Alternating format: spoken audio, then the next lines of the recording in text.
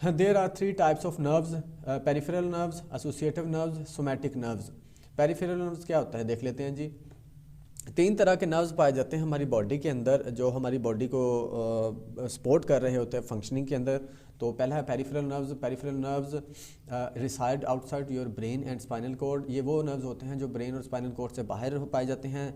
They relay information between your brain and the rest of your body. ये brain और दूसरी body के दरमियान इंफॉर्मेशन का तबादला करते हैं ताकि प्रॉपर तरीके से फंक्शनिंग हो सके। Associative nerves, nerve cell that link sensory and motor neurons, जो सेंसरी और मोटर न्यूरॉन्स के दरमियान में लिंक करते हैं, यानी कि उनके दरमियान में इंफॉर्मेशन को प्रोसेस करते हैं, उनको बोला जाता है एसोसिएटिव नर्व्स।